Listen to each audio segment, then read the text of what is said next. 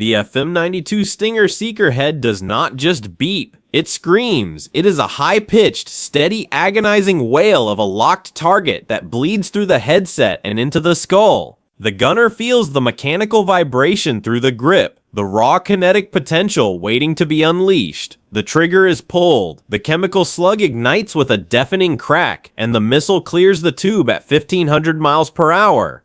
It violently pulls a 20G turn, tracking the friction heat generated by an incoming Iranian Shahed drone. A fireball erupts 500 yards off the starboard rail, raining burning fiberglass and molten shrapnel into the dark rolling swell of the Persian Gulf. But the victory is hollow. Down in the Combat Information Center, the blue glow of the AN/Y1D radar screen is not clearing, it is multiplying. 114 separate distinct blips have just crossed the 12-mile limit. The swarm is here. To the east, the United Kingdom Sea Viper missiles are already screaming off the vertical launch rails of the HMS Duncan. They are breaking the sound barrier in seconds, accelerating to Mach 4, carving white contrails into the bruised twilight sky. Below deck on the American destroyers, the Mark 15 Phalanx close-in weapon system, the last line of defense, spins up with a terrifying mechanical growl. It reaches 4,500 rounds per minute. Its 20mm Gatling gun is not just shooting, it is vomiting a solid wall of armor-piercing tungsten at the low-altitude swarm, trying to mathematically erase the threat from the sky. But the math of modern warfare is brutally asymmetric, and right now the math is against us. Every single interceptor missile tearing out of an American or British launch tube costs roughly $1.5 million. Every incoming Shahed drone, cobbled together with commercial GPS units and moped engines, costs maybe $35,000. The enemy knows they cannot beat the United States Navy in a fair fight. They know they cannot match our tonnage, our technology, or our training, so they are attempting to break the bank. If you throw enough low-cost, expendable targets at a high-value, highly sophisticated defense grid, the math eventually breaks, the defense exhausts its magazines, the kill chain collapses, and when the million-dollar missiles are gone, the $35,000 drones find their targets. Right now, they have launched 60 fast attack craft and 100 loitering munitions simultaneously from hidden coastal revetments and civilian-looking barges. It is a desperate, chaotic scramble to keep the defensive umbrella from buckling under the sheer volume of metal in the air. Britain responds first to the escalating threat, rushing 1,000 troops to the region in a high-stakes, rapid deployment airlift. They are not just sending men, they are sending the Sky Sabre air defense system. The Sky Sabre is not just a weapon, it is a digital predator. Its giraffe agile multi-beam radar can track a target the size of a tennis ball, moving at the speed of sound from over 75 miles away. In the opening minutes of this massive engagement, as the swarm crosses the invisible threshold of the 12-mile limit, the Sky Sabre begins to feed. It launches the Land Scepter missile, also known as the CAM. This interceptor is terrifyingly efficient because it uses active radar homing. Once it leaves the rail, it does not need the ground station to paint the target for it. It does not need someone holding its hand. It thinks for itself. As the Iranian drone swarm thickens, the British batteries fire in rapid sequential succession. Cold launch systems pop the missiles 30 feet into the air using compressed gas before the rocket motors ignite, preventing the enemy's infrared sensors from instantly geolocating the launch site. The cost of each Land Scepter is roughly $1 million. To win this war, we either have to spend our way into national bankruptcy, or we have to find a vastly more efficient way to kill. Out on the turbulent water, the HMS Duncan, a Type 45 destroyer, acts as the coalition's quarterback. Its Samson active electronically scanned array radar sits 100 feet above the waterline, spinning relentlessly, scanning the jagged horizon for the sea-skimming Noor anti-ship missiles. In a breathless span of 30 seconds, the destroyer ripple fires 8 interceptors. The sky over the Strait of Hormuz turns into a chaotic, terrifying grid of white smoke trails and blinding orange flashes. The thunder rolls across the water like an endless earthquake. But the swarm was designed by a computer to be too large. 2 drones slip through the intricate overlapping British and American radar screens. They are dead set on a massive, fully loaded commercial oil tanker. We sit at home and we often talk about these ships, these planes, and these missiles as if they are abstract numbers on a budget sheet or pieces in a video game. But right now, at this exact second, there are 50,000 Americans and 1,000 British troops sitting in a seat, sweating in the cramped, freezing air conditioning of a combat center, watching a radar screen and waiting for a blip that could abruptly end their day or end their lives. For many of you listening, those aren't just faceless troops. They are your sons. They are your daughters. They are the buddies you served with in these exact same treacherous waters 20 or 30 years ago. The hardware has evolved. The screens are flatter. The missiles are faster. But that cold, heavy pit in your stomach when the general quarters alarm sounds, that is exactly the same. The United States military does not do small, measured responses. When we are threatened, we surge. We have pushed a massive logistical footprint into the theater, designed entirely to turn the volatile Persian Gulf into a completely controlled environment. At the absolute beating heart of this floating wall of steel are the Arleigh Burke-class destroyers. These ships are, without a doubt, the most capable, lethal multi-mission platforms in human history. But today, right now, they are being pushed to their absolute breaking point. The USS Carney detects the two straight drones that bypass the British screen. The ship's AN Spy-1D radar instantly identifies them as high-priority terminal threats. The captain sitting in the big chair has exactly 2 seconds to make a decision. 2 seconds to process the geometry, the speed, and the payload of the threat. He does not reach for the $1 million standard missiles. He selects the CIWS. The phalanx system jerks to life. It creates a literal wall of depleted uranium and lead in the exact mathematical path of the incoming drone. The 20mm armor-piercing sub-projectiles shred the first drone at 500 yards. It disintegrates into a cloud of harmless, burning dust. The second drone, however, has been programmed with a highly sophisticated evasive flight profile. It dips incredibly low, utilizing the chaotic wave clutter of the ocean surface to hide from the targeting radar. It slips through the wall of lead and impacts the starboard side of a coalition support ship. The explosion rocks the Gulf. The blast isn't enough to sink a vessel of that displacement, but it is a horrific, hard-won moment for the enemy. The steel deck is immediately on fire. Thick, black, acrid smoke billows into the sky. Sailors are frantically scrambling, dragging heavy hoses, fighting the inferno to save their shipmates. The enemy has drawn blood. The supposed invincibility of the NATO air defense umbrella has been punctured. This is not a slick recruitment video anymore. This is a grinding, brutal war of attrition. The United States Navy counters with the absolute bleeding edge of its arsenal, the RIM-174 Standard Extended Range Active Missile, known as the SM-6. This is the Swiss Army knife of the fleet. It can hit an enemy fighter jet, it can hit a fast attack boat on the surface, or it can climb into the stratosphere and swat down a ballistic missile in its terminal phase. The Carney fires 4 SM-6 missiles from the Mark 41 vertical launch cells. The sheer force of the launch scorches the deck. These missiles travel at an astonishing 2,600 miles per hour. When they reach their target, they don't just detonate, they completely vaporize the enemy through the sheer unimaginable release of kinetic energy. But for every SM-6 we fire, the Iranians launch another dozen cheap drones from highly camouflaged subterranean sites hidden deep along the jagged mountainous coastline. While the destroyers and the cruisers are fighting the loud, explosive war on the surface, the United States Special Operations Command is quietly fighting the shadow war in the dark. The objective is brutally simple. You cannot shoot down every arrow, so you must kill the archer. You have to stop the swarm at the source. SEAL Team 6 operators deploy in the dead of night from a combatant craft assault boat.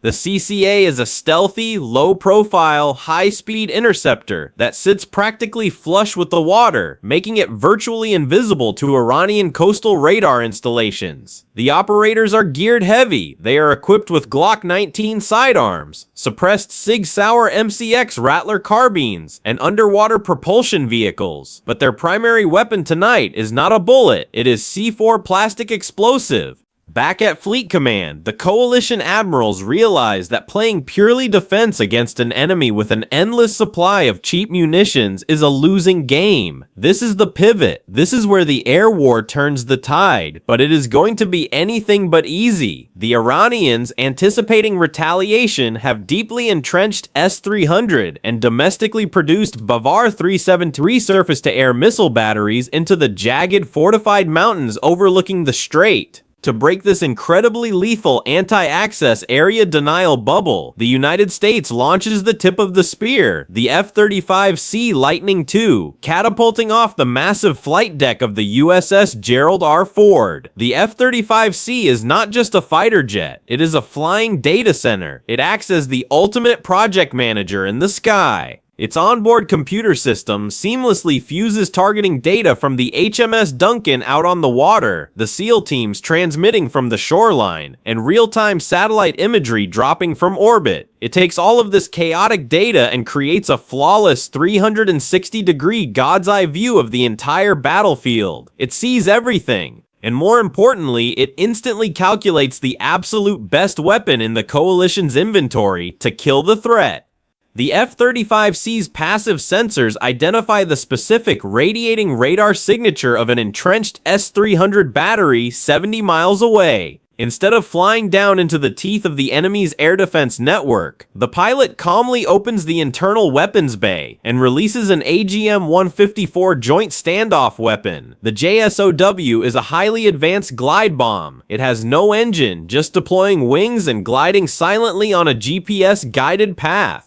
It hugs the earth, contouring to the violent dips and peaks of the mountain terrain to avoid enemy radar detection. It impacts directly onto the radar van of the S-300 complex, instantly decapitating the enemy's ability to see into the sky. With the eyes of the enemy violently blinded, the coalition sends in the heavy hitters to clean up the surface. The airspace is cleared for the A-10 Thunderbolt II to enter the fray. For the combat veterans listening to this, the sound of the A-10 is the undeniable, terrifying sound of absolute victory. The A-10 is not an airplane that happens to have a gun attached to it. It is a massive 30mm GAU-8 Avenger Gatling cannon that just so happens to have wings and engines built around it to make it fly. This gun is the size of a Volkswagen Beetle. It fires armor-piercing depleted uranium shells at a mind-numbing rate of 3,900 rounds per minute. Down on the water, an Iranian swarm of 15 heavily armed fast-attack boats is aggressively attempting to box in a crippled NATO frigate. They are moving in for the kill. High above, the A-10 pilot identifies the formation, rolls the aircraft inverted, pulls back on the stick, and drops into a steep 30-degree dive. He aligns the crosshairs, centering the lead attack boat in his heads-up display. He squeezes the heavy trigger for a precisely timed 2-second burst. Down on the surface, the terrifying roar of the gun is the very last thing the enemy ever hears. The sheer kinetic force of the 30mm rounds violently shreds the fiberglass hulls of the boats, instantly detonating their onboard fuel tanks and high-explosive payloads. In 3 calculated sweeping passes, the entire 15-boat swarm is reduced to nothing more than burning, sinking wreckage and expanding oil slicks on the surface of the Gulf. But the A-10 is a slow aircraft, operating dangerously close to the ground. From a highly camouflaged position on a coastal cliff, an Iranian infantryman shoulders a man-portable air defense system and fires a heat-seeking missile directly at the Thunderbolt. The missile instantly locks onto the massive heat signature of the A-10's twin turbofan engines. Warning klaxons blare inside the cockpit. The pilot reacts purely on instinct and training, violently punching the countermeasure buttons. The aircraft ejects a massive cloud of flares, burning magnesium pellets that burn vastly hotter than the jet's exhaust, attempting to seduce the missile away. It works, but barely. The missile tracks a flare but explodes just 10 feet from the tail assembly. Shrapnel rips through the control surfaces. The aircraft shudders violently, but the A-10 survives because it is essentially a flying tank. The pilot is sitting completely encased in a 1,200-pound titanium bathtub that deflects the shrapnel away from his body. The aircraft is severely damaged, bleeding hydraulic fluid, and is forced to egress the combat zone, limping back to base. The win is getting harder, the cost is adding up. As the blazing sun sets over the desert, the Iranians believe the darkness will finally give their remaining fast boats and smuggling craft an asymmetric advantage. They are fatally mistaken, because as the night falls, the United States Air Force calls in the Reaper of the Night Sky. The AC-130J Ghost Rider gunship arrives on station. The Ghost Rider does not fly over a target, it orbits. It sits in a slow, ominous left-hand bank at 10,000 feet, circling the kill box, bringing all of its weapons to bear on the port side of the aircraft. It is equipped with a 30mm GAU-23A autocannon, but its true terrifying power lies in the massive 105mm M102 howitzer. Using hyper-advanced, high-definition infrared and electro-optical sensors, the crew inside the Ghost Rider looks down at the pitch-black coastline. On their thermal screens, the world is black and white.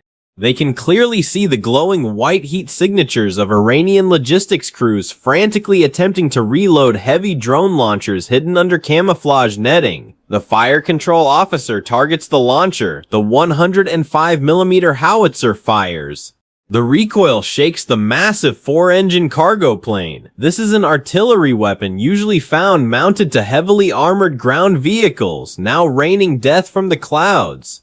The high-explosive shell travels 2 miles down and impacts the launcher with the incomprehensible force of a high-speed freight train, slamming into a brick wall. There is no such thing as a near miss with a 105mm artillery round. The kinetic release is absolute. The shockwave pulverizes the enemy position, secondary explosions lighting up the coastline as the stored drone fuel detonates. To simultaneously support the Delta operators extracting near the coast, the AC-130J also begins dropping GBU-39 small diameter bombs from its wing pylons. These are highly advanced, 250-pound precision-guided munitions that deploy wings and can glide silently for over 40 miles. They strike specific high-value targets, ammunition crates, fuel bladders, heavily fortified communication nodes. They hit these targets with a circular error probable of less than 3 feet. It is surgical, mechanized violence delivered from beyond visual range. But just as Coalition Command begins to believe they have broken the back of the enemy's offensive capability, the engagement reaches an entirely new feverish pitch. The surviving Iranian coastal battery commanders realize their fast attack craft have been utterly decimated, and their drone swarms are failing to penetrate the inner screen. They decide to play their final, most dangerous card. A massive coordinated volley of Sumar cruise missiles is launched from deep inland. These are not slow propeller-driven drones. These are jet-powered cruise missiles. They are moving at over 500 miles per hour, hugging the wave tops at an altitude of just 20 feet to stay entirely below the horizon line of the coalition's radar nets. This is the exact nightmare scenario the British Sky Sabre was rushed into the theater to prevent. On the ground, the British Giraffe radar system, the unblinking eye of the Sky Sabre network, is spinning furiously at 60 revolutions per minute. The computers are processing millions of data points a second. Through the chaotic clutter of the sea state and the burning wreckage on the water, the radar identifies the incoming threat profile exactly 60 miles out. This is where the true power of the NATO alliance shines. The technical logic of the Link 16 tactical data network instantly takes over. The American Arleigh Burke destroyers, positioned further out in the Gulf, pick up the long-range tracking data and feed it seamlessly, via encrypted data link, directly into the firing units of the British batteries on the shore. The Americans see it, but the British are going to kill it. The Sky Sabre system launches a volley of Landscepter missiles. The first interceptor streaks toward the lead SOMAR cruise missile. At exactly 10 miles out, the Iranian missile's onboard computer detects the incoming threat and executes a violent pre-programmed jink maneuver, diving even lower, trying to crash the interceptor into the ocean. But the British system compensates in fractions of a microsecond. Because the Landscepter utilizes active seeker technology, it locks its own internal radar onto the target. The two missiles collide head-on, just 5 miles away from the coalition's primary regional fuel depot. The resulting explosion is a blinding, perfectly white sphere on the infrared monitors back in the command center. But the victory is a brutal, high-stress struggle. A second SOMAR cruise missile is detected dangerously late due to a malfunctioning, battle-damaged NATO sensor node. The automated defense sequence fails to lock. Sweating inside the command trailer, a British Sky Sabre operator has to manually override the automated sequence. His hands fly across the console, fighting the system latency, manually tracking the incoming cruise missile moving at nearly the speed of sound. He authorizes the launch. The final Landscepter leaves the rail. It accelerates to Mach 3. It intercepts the Sumar cruise missile just 1,200 yards from a densely populated military staging area. The massive shockwave of the mid-air detonation violently rattles the reinforced windows of the command center. Dust falls from the ceiling. Across the network, the entire defense system is being pushed to its absolute thermal and mechanical limits. The radar cooling units are screaming, venting massive clouds of steam into the desert air as they try to keep the processors from melting down. This is a frantic, high-heat, terrifying struggle where the million-dollar hardware is being redlined just to keep the gate to the Persian Gulf from being slammed shut.